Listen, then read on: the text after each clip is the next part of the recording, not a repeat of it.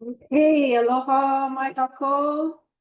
So nice to see everyone here. My name is Tamara with Maui Nui Botanical Gardens, and we are getting started with our webinar, the very first breadfruit value adding from the Pacific. And I just want to mahalo our hosts, Kyle and Mere of Pacific Farmers, and also just remind folks that if you are here as a certified arborist and would like one CEU for this presentation, would you please follow the directions in the chat? And now I am just going to hand it over to Kyle, and I am going to put the Breadfruit Festival on Maui website also in the chat. Mahalo so much, Kyle and Thank you, Tamara. It's great to be able to connect really from around the Pacific today and to be able to start this conversation, which is really building up to ʻUlu Fest. Tamara was so excited for the opportunity that's been extended and happy to report that we have a small team building up to come and attend in person. And so we're super excited for next week. But I would like to just start now by introducing the speakers. So first of all, my name is Kyle, and I'm the Executive Director of Pacific Farmer Organizations. And we also coordinate a little network called Breadfruit People, which really puts an emphasis over people as opposed to reports and documentation. And it's about connecting those working in breadfruit from across the Pacific. And some of those are here with me today. My co-hosts are Mere, who's our communications manager. Mere, could you wave? And Lossalini down, Lossalini, if you could say hello. So we're going to try and make it kind of engaging and interactive. So there's going to be a few prompts and Slido exercises. So the team will be initiating those. But our speakers for today, all the way from the Solomon Islands, it's my pleasure to introduce Lyndellar Sanau from Kastom Gaden Association in the Solomon Islands. And Lyndellar is working across the provinces of Solomon Islands, supporting different farmer initiatives. And our family had the opportunity to spend the last week with Lyndellar in the Solomon Islands, and they were the most amazing, gracious hosts. So welcome, Lyndellar. And our next panelist is from the Garden Island of Fiji, so Fiji's third biggest island, Taveuni. If I could introduce Suliano Tamidri, you can call him Suli.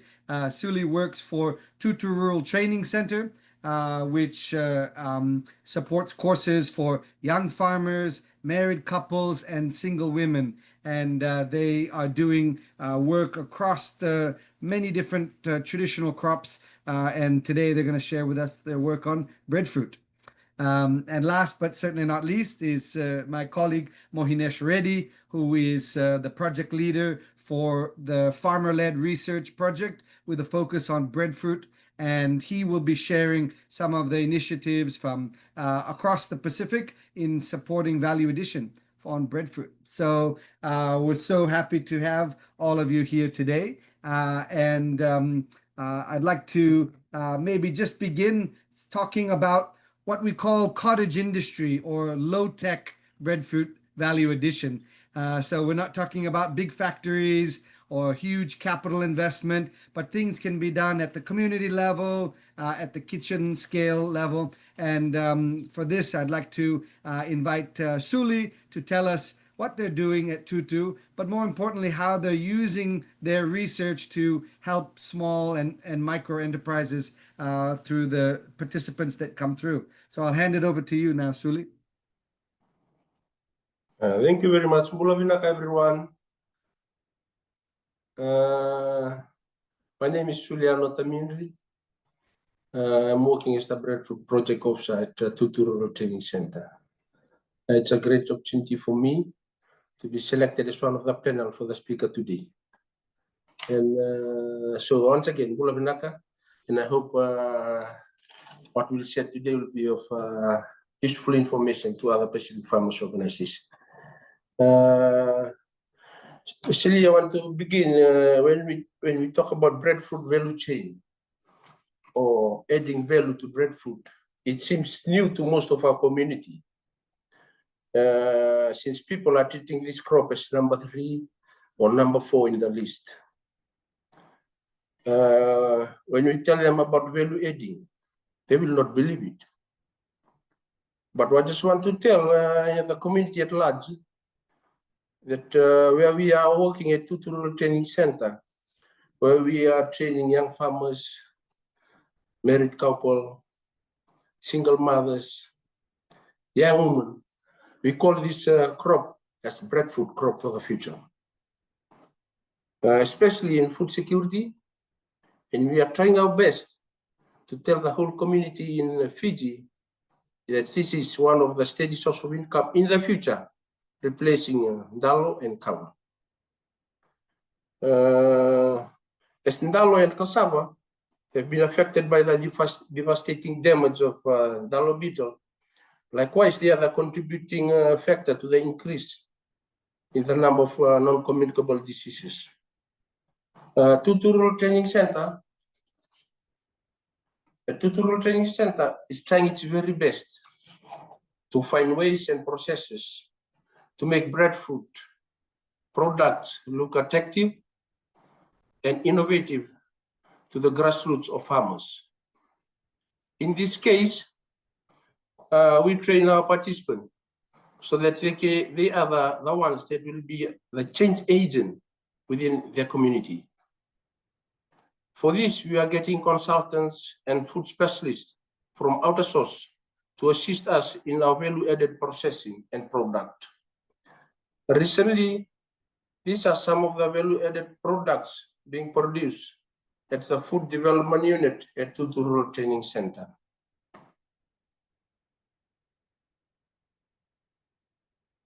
So this is what we are trying our best to do in Tutu. Breadfruit value chain for better income.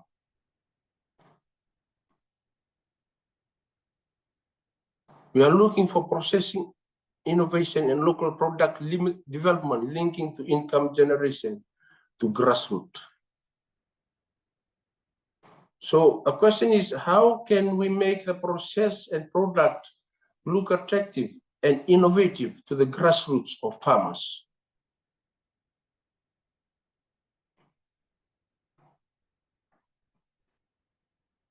This is a value addition of breadfruit from bread. This is what is happening in Tutu Rural Training Center at our Food Development Unit. From breadfruit to flour, to chips, to pasta, to crackers. So these are some of the products from breadfruit to breadfruit flour. What we are trying at the moment is to get the difference between these two processes. From fruits, like one of our companies selling $1 per fruits. So one fruit can produce 250 grams of breadfruit flour. We're selling it at $2.50. So we can see the difference how we value adding breadfruit from $1 to $2.50. Please, okay. And breadfruit to breadfruit chips. We are trying our very best to work out, gathering information, collecting data of how many chips to get from one fruit, how many packets. And our market now is Holy Cross College at Taviuni. They are buying some 50 cents per pack and some $1 pack. So we are supplying them 150 packs a day and $1 pack a day.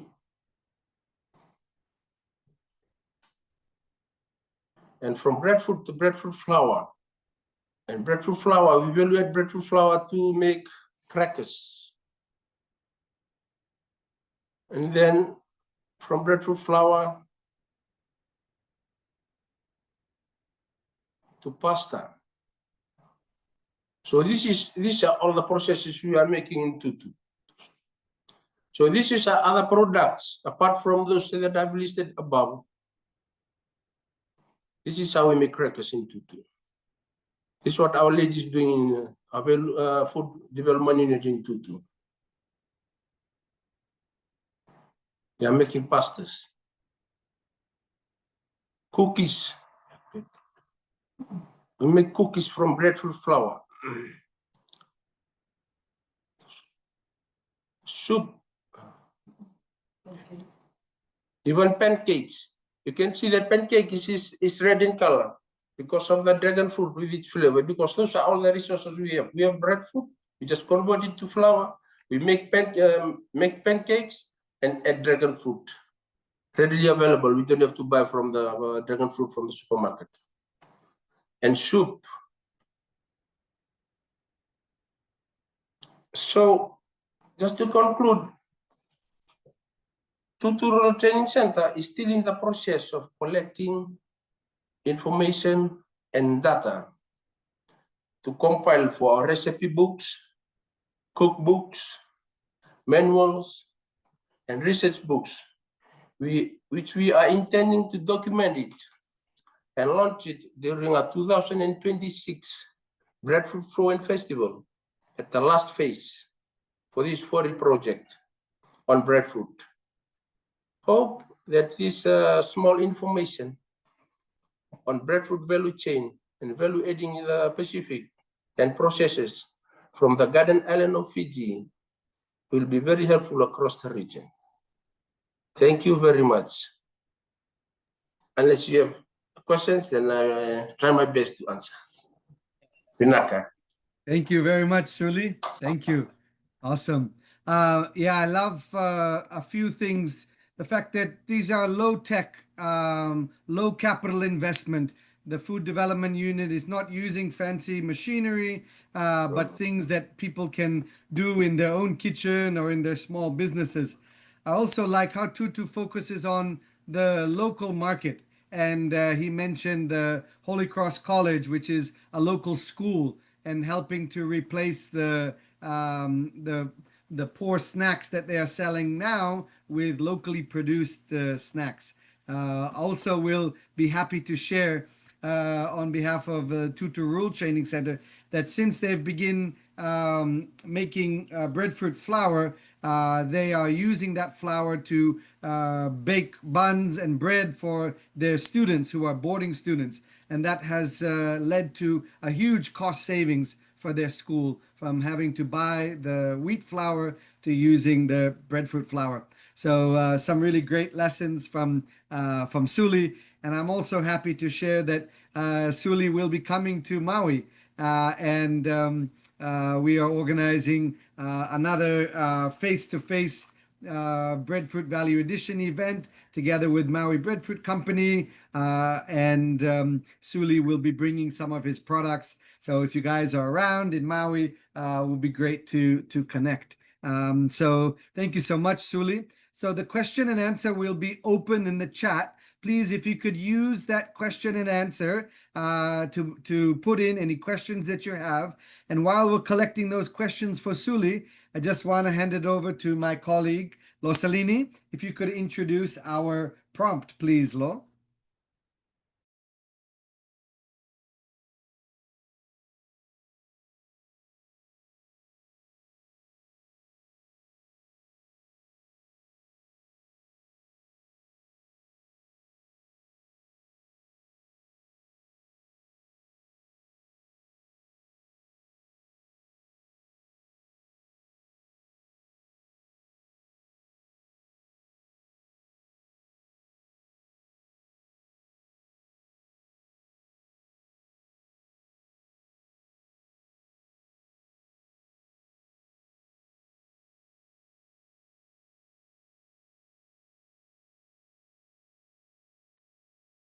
Okay, while Lo is getting that set up, and then she'll introduce the prompt. The question and answer tab is open now, so please go ahead and drop your questions in there, and we can invite Suli to answer or type some of them online. Lo will be dropping the link in there, and also tell us what this prompt is, Lo.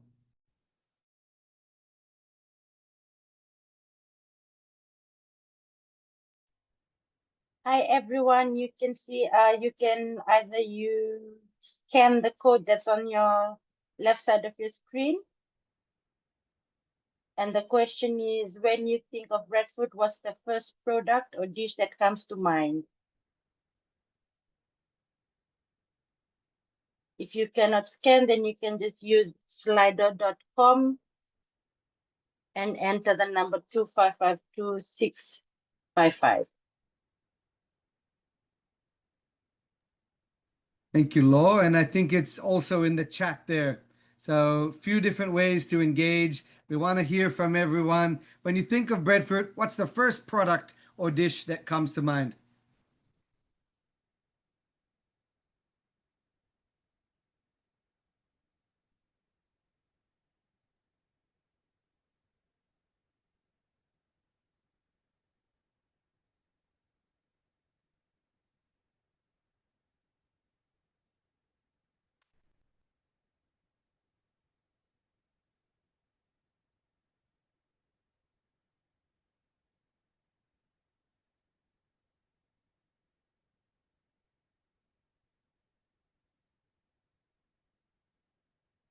Okay, great. We see a lot of comments coming back in.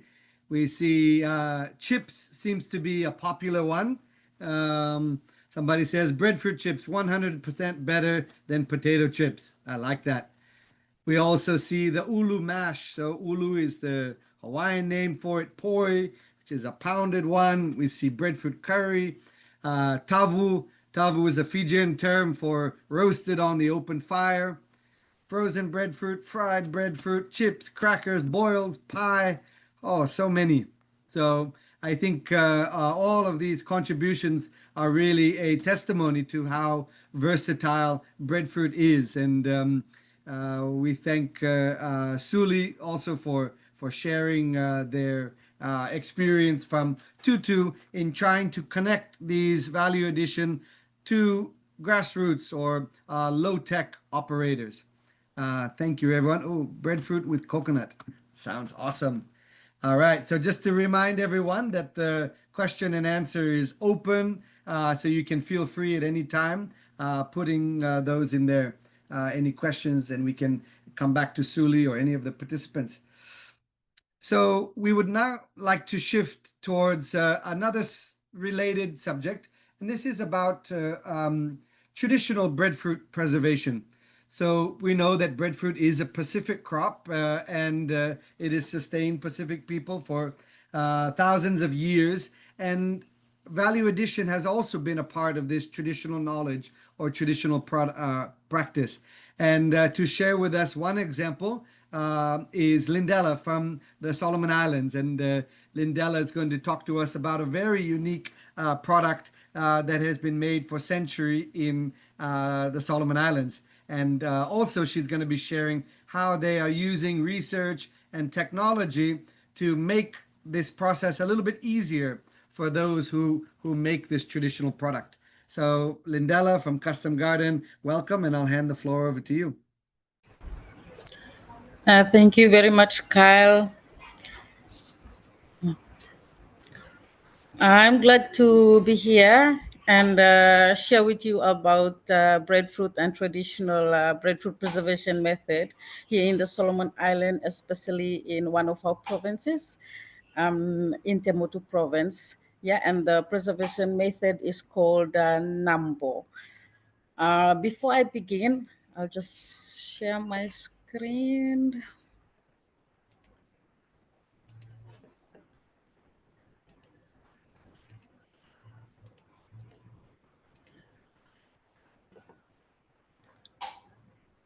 Yes, so before I begin, I want to share a little about where Nambo or breadfruit came from. So Nambo is a cultural preservation method for breadfruit in Tutu province, and it is one of the staple crop in that province. Tutu is further east from the Solomon Islands, much closer to Vanuatu and New Caledonia. And This cultural method had started even before missionaries came to the islands. And with the distance of this province, they have difficulty with accessibility of regular transportation and are very prone to natural disasters like cyclone, climate change. Hence, the breadfruit and Nambo making is a climate resilient crop and food for this province. The Nambo making takes takes few steps.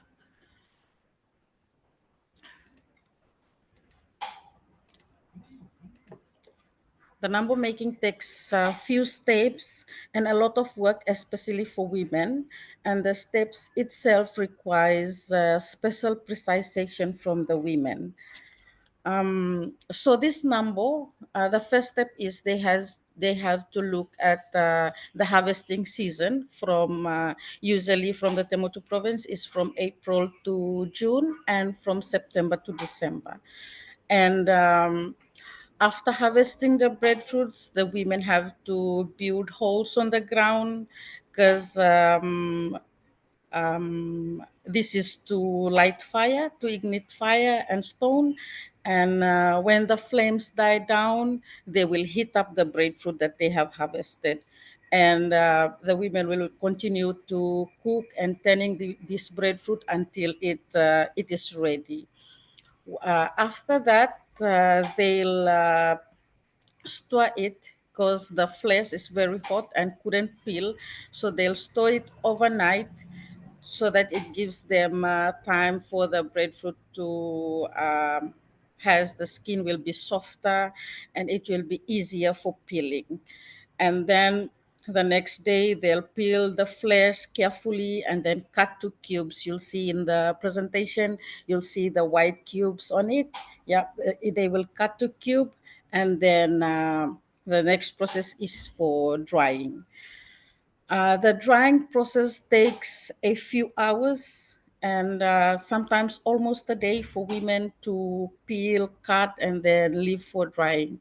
And the drying itself takes time and energy from the women.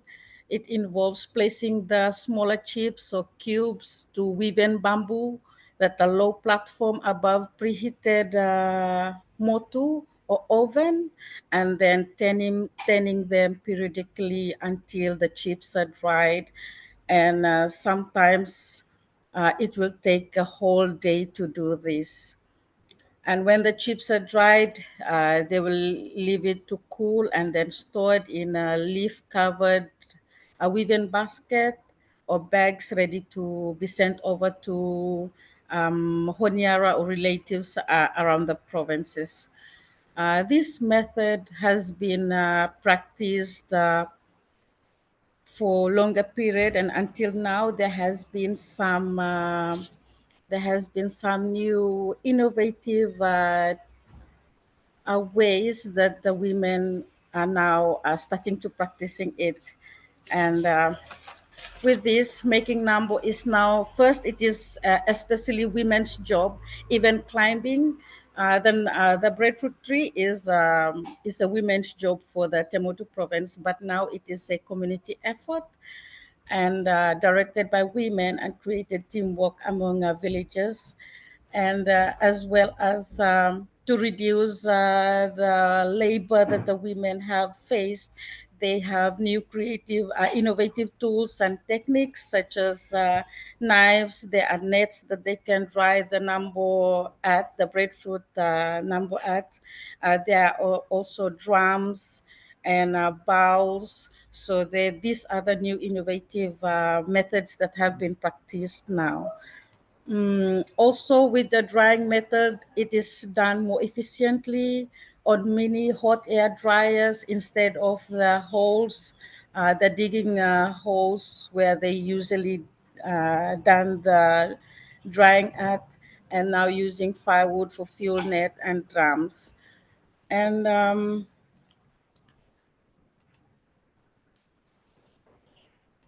Yes, this is basically the Nambo making in Solomon Island, and it is very interesting to see because most of our other provinces haven't done this process, and we are still learning other ways that can be improved to help women, especially in that province, to preserve Nambo, and we seen this as a very climate resilient crop for this particular province.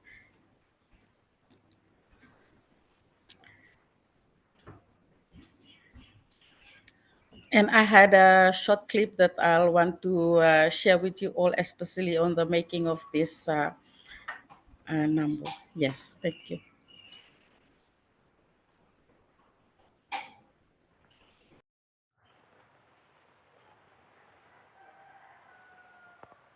This man is harvesting Nambo. Europeans call it breadfruit.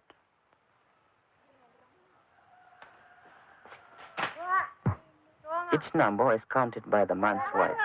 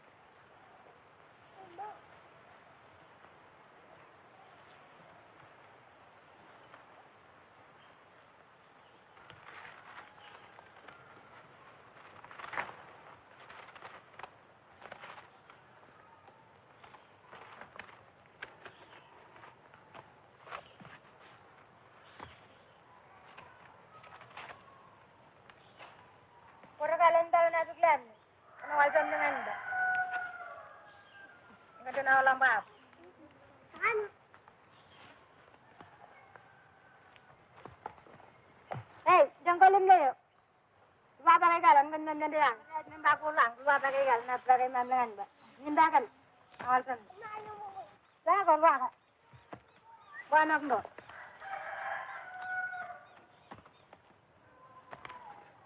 Nimba lagao.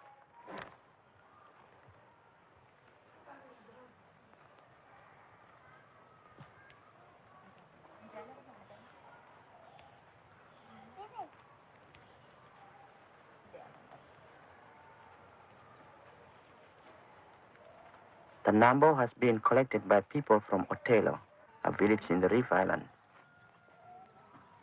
Nambo has been growing here for thousands of years. The climate is perfect.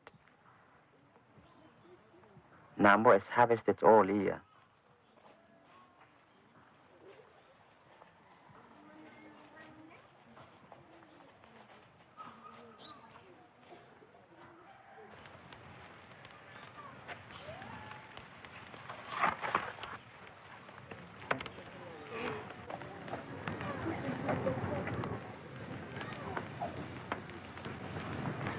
Kita kan gua jempol wah.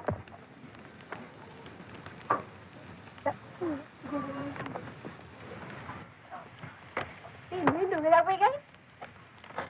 Ah, ini lagi go.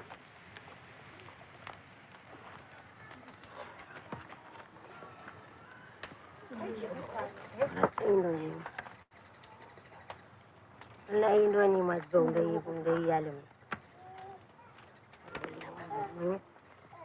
Kalau Indo ni nama? Maknya najlang rum. Hati alam. Kerana ini yang go.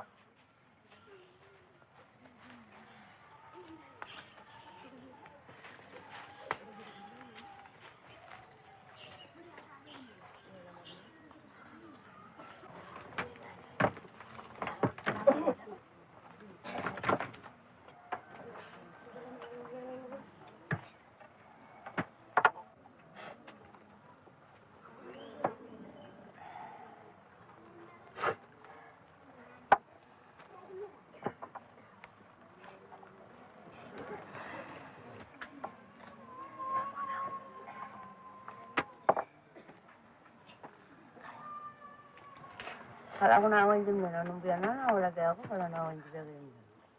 Bawa na dyan kayo. Ako nawa. Kalau pedano, niya mo ay kuha mo imbiyan ka. Ito tingnan dyan, ini kaya mo mo kuha ng ngayon. Bagdong mo. Bagdong ako na nanood ako ka. Kalakdo. Pang-pang dyan, wapa kalakdo ka. Nawag na ka.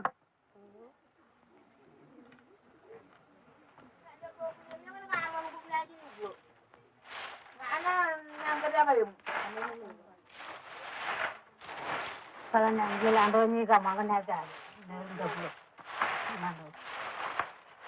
The dried Nambo is more nutritious than biscuits. This Nambo will be exported to Honiara. It provides much income for Otelo.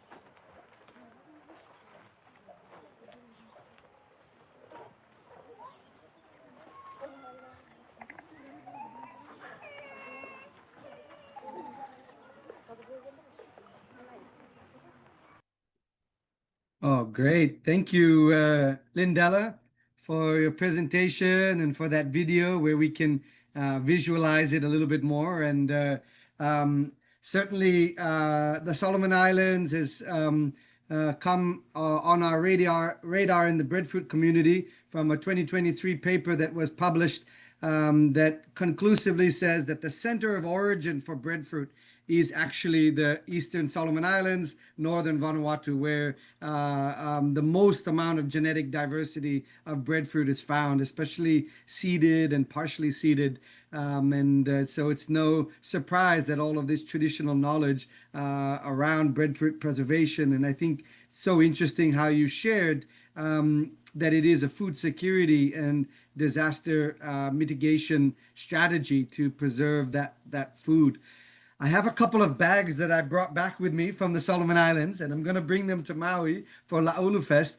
But Lyndellar, if you try and eat one of those pieces right now, it would break my teeth. So can you tell us, what do you do with this dried breadfruit after it's, I understand it can stay in this form for a year or more, but what do you do then to use it after it's been dried like that?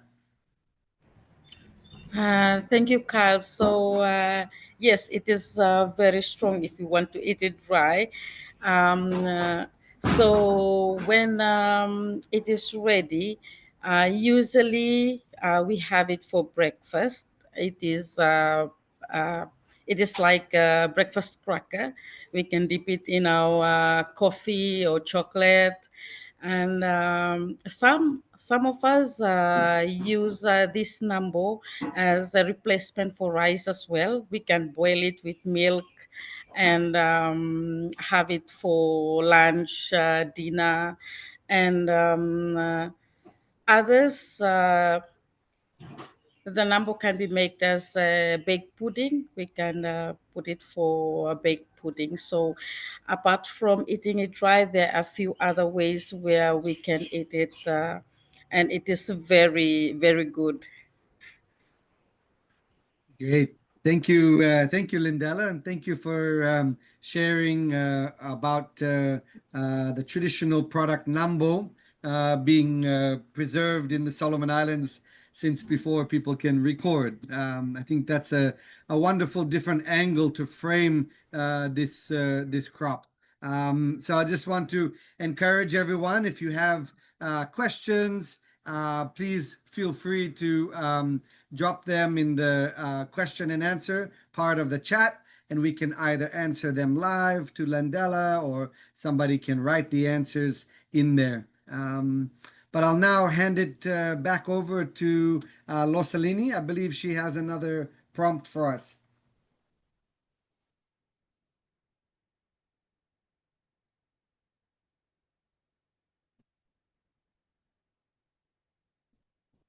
Hi all, you can also use the same link again that was in the chat And the next question is, if you had the chance to create a new breadfruit product for your community, what would it be?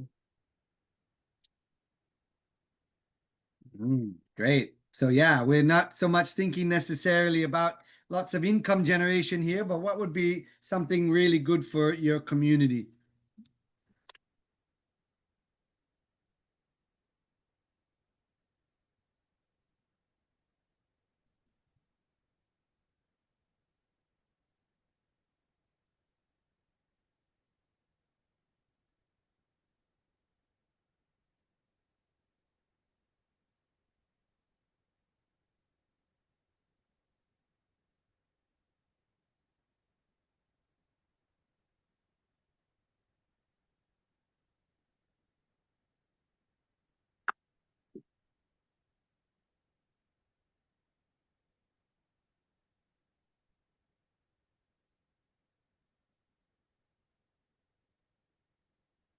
Okay, so we're getting lots of cool responses. Ulu tortillas, ulu flour, ulu mofongo. Oh, somebody's gonna have to tell us what that one is. I wouldn't say new, but would love to see everybody eating it as poi or mashed breadfruit. Okay, Chase. And blue tortillas, vegetarian Scotch eggs.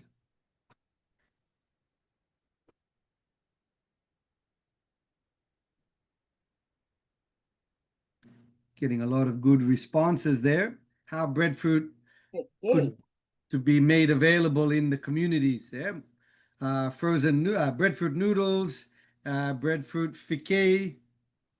Again, we might need some translations for some of these breadfruit products. So maybe mofongo is a Caribbean dish. I can see in the chat. Oh, Vincent, you'll have to tell us more about that one. And I think, what about the breadfruit fiquet?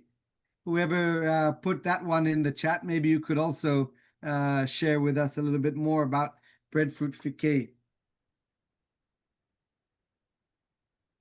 I love some of these traditional dishes that if we could make them more readily available in our communities, that would be fantastic. Okay.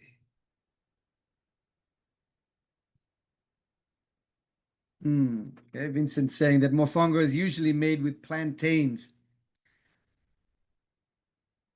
Fried or boiled. So we'll look forward to, please keep your eyes on the chat.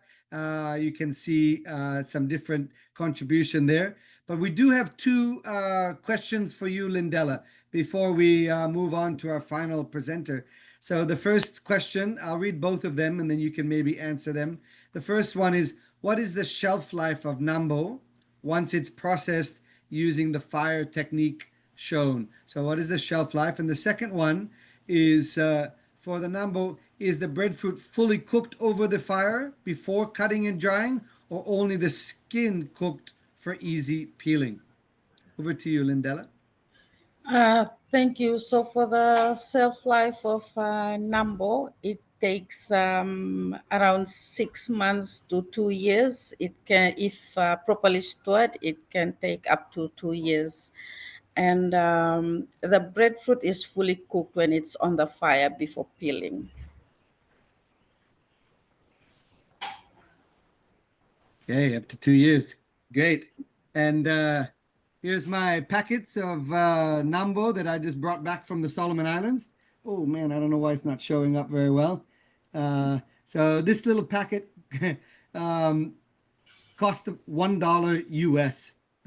So it's very, very cheap, and they're dried and cooked all the way through, so no quarantine risk. As that video said, also it's a big income generating product because they're able to move it without, breadfruit doesn't last very long. Its shelf life in a fresh state, so they're able to move it around. Great. Okay. And fiquet, we hear from Mere that it's a sweet pudding normally made using taro, and it's a traditional rotuman dish to be made from breadfruit. Great. Thank you so much. So thanks everyone for sharing, and please feel free to use the question and answer in the chat.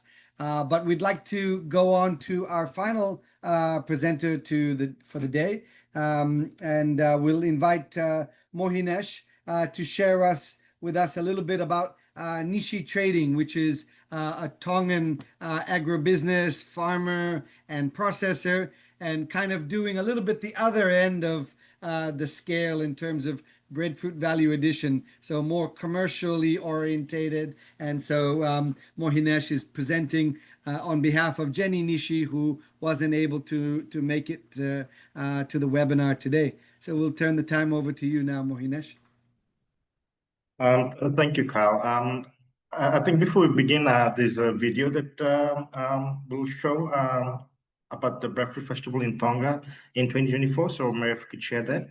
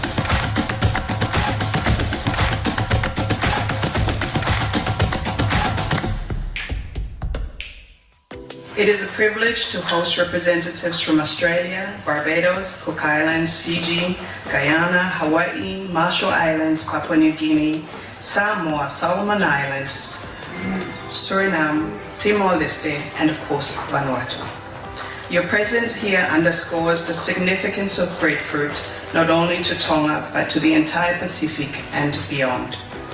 This gathering is a celebration of our shared commitment to sustaining and promoting breadfruit, a crop that has nourished our communities for generations and continues to play a vital role in our food security, in our culture, and in our economies. The Breadfruit Festival 2024 is more than just an event. It is a testimony to our collective efforts to preserve our traditions, enhance our agricultural practices, and build resilience in our communities and across the Pacific. As we come together today, let us celebrate not only the rich heritage of breadfruit, but also the spirit of collaboration, mutual support that binds our island nations. It is through such partnerships that we can continue to thrive and ensure a sustainable future for all of our people.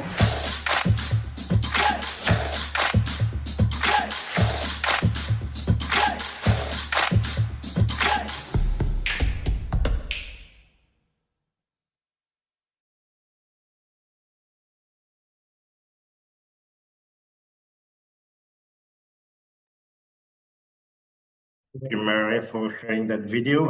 Very interesting snippets of the Breadfruit Festival from last year for the whole week. And we're very grateful to our farm organization members in Tonga for hosting and organizing that event. And we're pretty much looking forward to the event in Maui the coming week.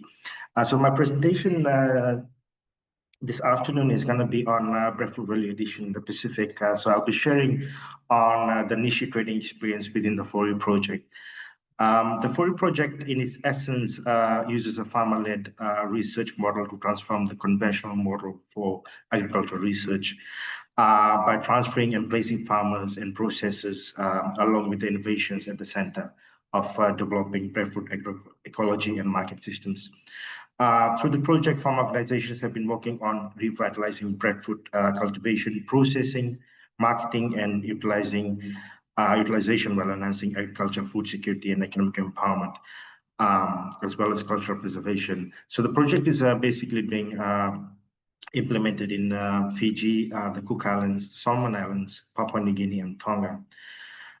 Niche trading, the organization that I'll be speaking on today, is the lead farm organization in Tonga. So niche trading basically brings over 2 decades of experience in agriculture, focusing on innovative, value-added breadfruit products. So why breadfruit, you might ask? Well, breadfruit is a traditional climate-resilient crop crucial for food security, cultural preservation, economic empowerment, and climate adaptation in the Pacific. And looking at LA innovations, niche trading's journey with breadfruit includes processing into frozen pieces for the Australian market and developing breadfruit flour with valued product lines extending to breadfruit chips, frozen blanched breadfruit, and frozen baked breadfruit. Niche trading also actively engages with farmers, input suppliers, and exporters, leveraging local knowledge to enhance the breadfruit value chain in Tonga. Looking at some examples, the FORI project emphasizes placing farmers and processors at the forefront of research and knowledge dissemination to foster sustainable breadfruit agroecology and market systems. So looking at some key highlights from the project through niche trading, we had a knowledge exchange that happened. There was a key highlight with the breadfruit processing learning exchange in Tonga, which happened in February of 2023 with the Hawaii ʻUlu cooperative. This exchange focused on shared challenges and solutions in processing capacity, marketing efforts, and scaling crop production to develop economies of scale and reduce production costs. Niche trading has also been working on identifying opportunities and challenges in Tonga regarding breadfruit, and through comprehensive interviews with processors, they have identified that there's a high demand for breadfruit products due to the health, nutritional value, and taste in Tonga and internationally as well.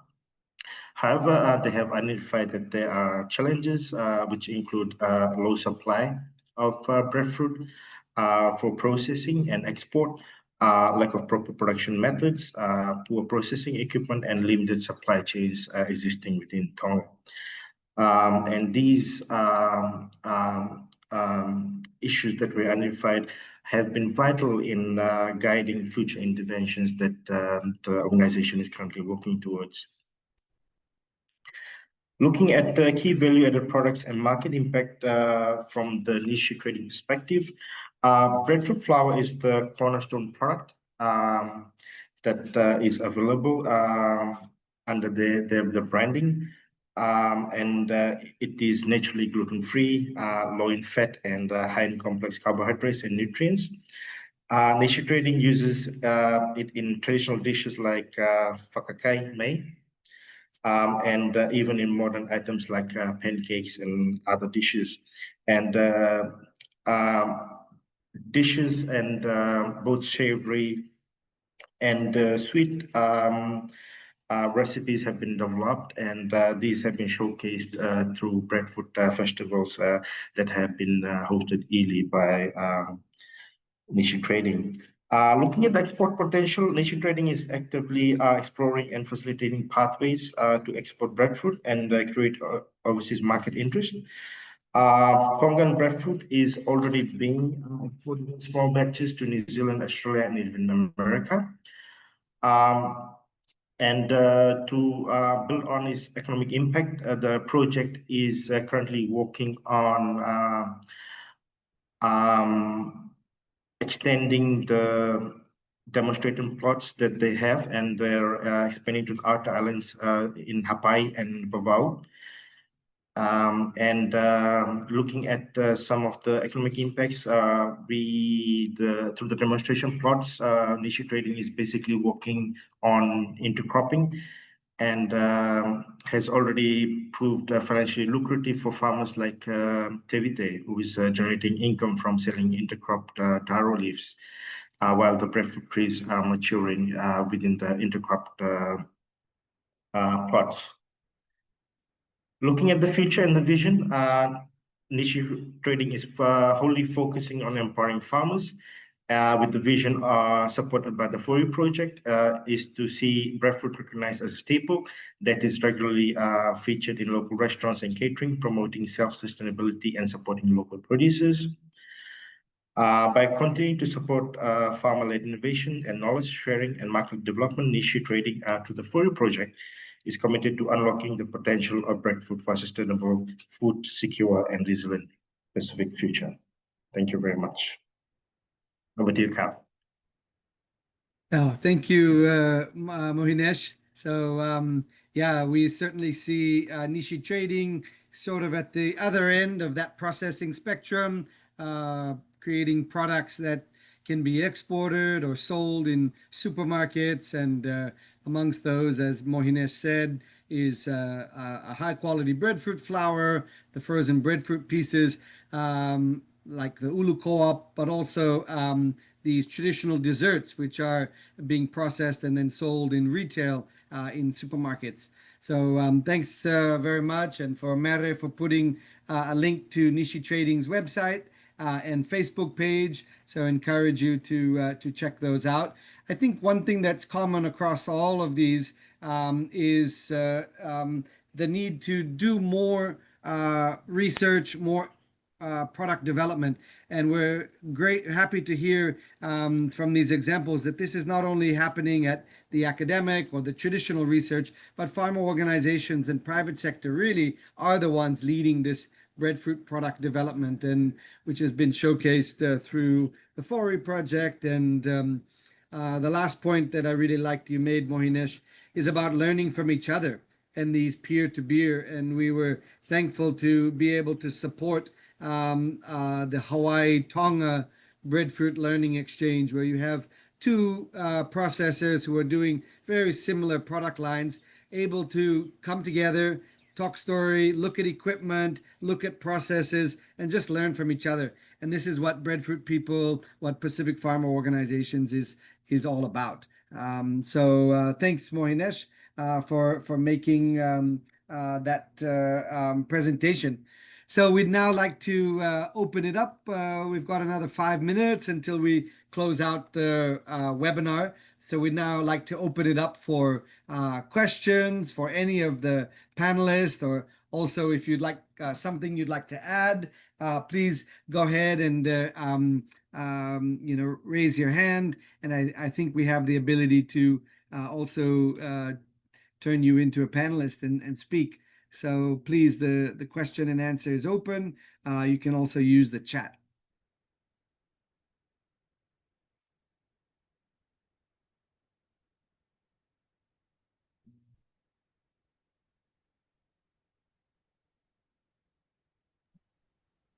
I just want to share, for evaluating products. This year, the 11th September, that is most probably another 2 weeks, we'll be hosting a breadfruit show and festival at Tutu. All our ladies in Tutu will be producing all the products made from breadfruit flour, up to muffin.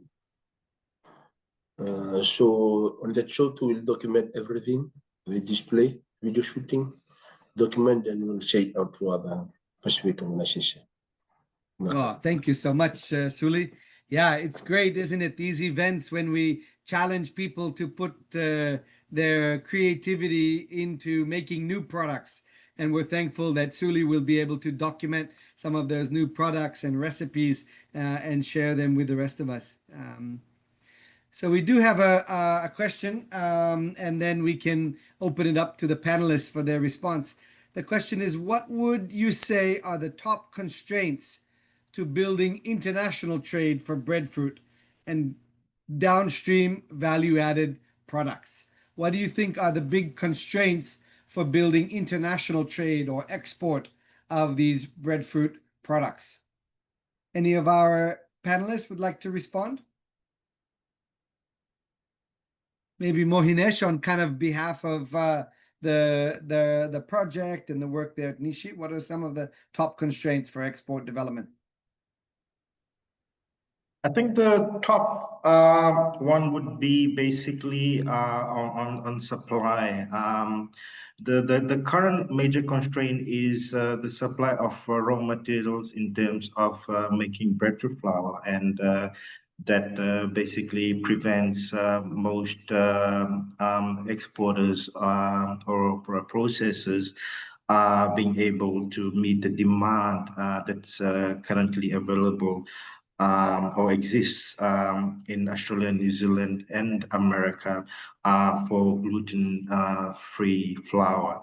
And that's across the board for the cassava and taro and including breadfruit as well. So that's the number one constraint. And the project is basically actively working on establishing orchards and plots that will in turn supply breadfruit for production and processing in the future. So the FORI project is actively working towards that. The second one is in terms of packaging and having the quality product available in the market, and Tutu along with Nishi are working on that as well, and they have been successful in launching products in terms of chips and crackers and other things that are now being made available in the market. So that's a step towards having diversity, and also through the orchards we are ensuring supply through the value chain for processing as well. So Great, thanks Mohinesh. And yeah, absolutely, there are definitely a lot of breadfruit trees out there, but for processors it's about how do you get a hold of that. Some of them are, you know, grown in people's backyards, or some are very tall, wild harvested trees. One quick story that we heard from Tonga was a female exporter had the opportunity to ship an entire 40-foot container of frozen breadfruit. And the way that she sourced that breadfruit was by putting out a radio announcement and offering that her company would come and do all of the harvesting. And in fact, within 2 weeks, they harvested and processed enough to fill a 40-foot container of frozen breadfruit, which was sent to San Francisco and sold throughout the Polynesian ethnic markets all across the west coast of the US. So yeah, great. So I hope that also kind of answers Andrew's question. There was one about where can we buy breadfruit seedlings, and not sure if that question is coming from Fiji or from which country, but certainly maybe Don, if you want to put your country or your island in the chat, we might be able to help you out to see where you can buy your breadfruit in Fiji. Okay. Suli or Mohinesh, you guys, where can you buy breadfruit seedlings? Okay, breadfruit seedlings, like in Tutu, we are not selling. At the moment, it's we are trying our very best to collect all the varieties and raise it in our nursery. And also at the same time, we are having our gene bank. So my advice is like, for the farmers who is asking where you can buy seedlings, is for them to just propagate their own seedlings. Because the number in Fiji, the varieties is limited. So what we are doing now is we're raising our own seedlings from root suckers. Unless if you want root suckers, then, but you know, plenty things is required. Quarantine requirements, moving from one place to another, selling. Unless in Fiji, no, in Fiji Island, I believe there's no farmer is selling breadfruit seedling. But my advice is for them to raise their own seedling through root suckers. We put our own root suckers, raise it in our nursery, then put it in the gene bank. But for selling, that will be a long-term program for Tutu. At the moment, we want to raise for our own farmers, increase their production, especially in propagating breadfruit, and so that once we have a lot of breadfruit seedlings, then we can. But at the moment, it's not. Thank you. Thank you, Suli. Hope that's helpful, Don. Challenge you to try propagate your own. Yes, Mohinesh. If I could just add on, so Don, if you're in and around Nandi, you can look up Bula Agro Enterprises. They'll be able to supply you with grafted breadfruit trees, but these are done per order, so you'll have to place an order with them for them to be able to graft you some trees. So please look them up. Bula Agro Enterprises in Nandi, Botanical. Thanks, Mohinesh. I just want to say thank you to all of our panelists from Suli, Lyndellar, Mohinesh. Thanks, Law and Mere, for the awesome support to make this possible. Also want to thank Tamara and the Maui Nui Tropical Botanical Gardens for hosting this set of webinars, and also for organizing the ʻUlu Fest. If you joined a little bit late, you might go up to the top of the chat and you'll see a link to the website advertising for the festival, which will be happening on September 6th. And all of this information exchanges leading up to that festival. So I'll now take the liberty to close our event saying mahalo, vinaka, thank you Tomas, to everyone. Bye.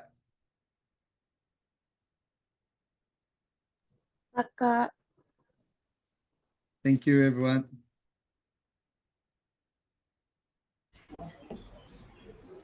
Thank you.